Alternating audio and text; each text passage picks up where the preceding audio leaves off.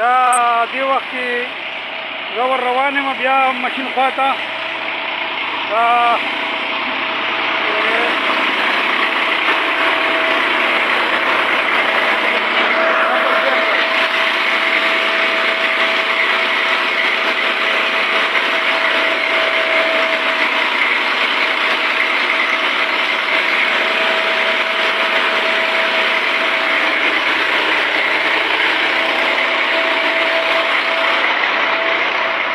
ګرمي دي دا ډېر دا دې وخت کې په دویم ځل باندې شروع ده نو دا پاکیت شو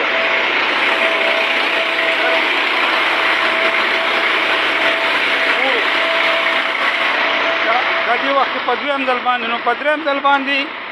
چې سپکه دا ماشین ټو چلېږي په دریم ځل باندې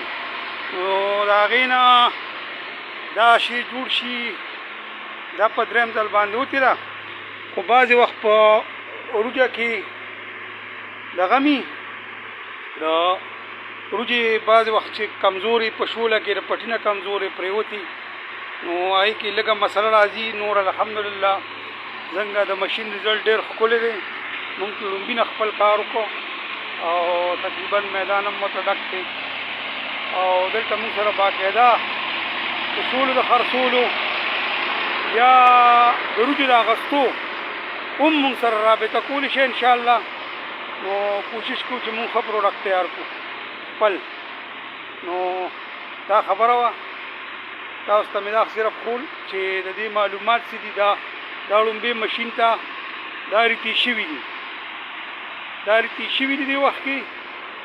او دې وخت کې دا ریتې دي نور ته پرتې دي او دا مې تاسو راوستی دا ټینکۍ دي دې کې باقاعده د هر سړي بوجۍ په خپلو بوجو کې پرتې د دې وجه ده چې دا ضایع کېږي نه او دغه د دې ډیګۍ نن نمبر دی او بیا دې نه پس دلته دا زموږ ملګري لګیا دي رونه بیګان او دا دې ته وایي بیا ریت مال اوف هلکه ګوتې سوځوي دا د دې نه پس بیا دا کوشش دې کوي چې کوم کسان ملګري شولې راوړي صفایۍ لپاره نو د هغې لپاره دا دغه چې ستاسو شوله د دې څیز نه پاکه وي نو دا وروتېږي هم ښکلې دا تاسو ته صرف دا پکې اوس رالم نو خبره رالاله دا ګیا میا چې دې کې راځي نو دا وچېږي هم بیا ښکلې نه او بیا مطلب دی مسله راځي چې تاسو کله خپلې شولې څنګه ماشین له راوړئ دپاره د سیرلې وباسلو نو کوشش کوئ چې دا پاکې راوړئ ځکه چې دا اوس اتفاقي رالم په دې ملګرو دې راټول کړي دلته نو دا وګوره دې کې دا کچره ده دا تاسو ته ښیم دا چې د هر چا بټ دی لکه دا کم یو سړي نمبر دی نه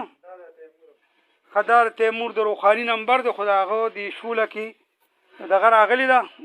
دا ګیا میانه نور کوشش کوئ ملګري چې دې لپاره تاسو پاک مال راوړئ او خپلې پاکې روجي والئ انشاءالله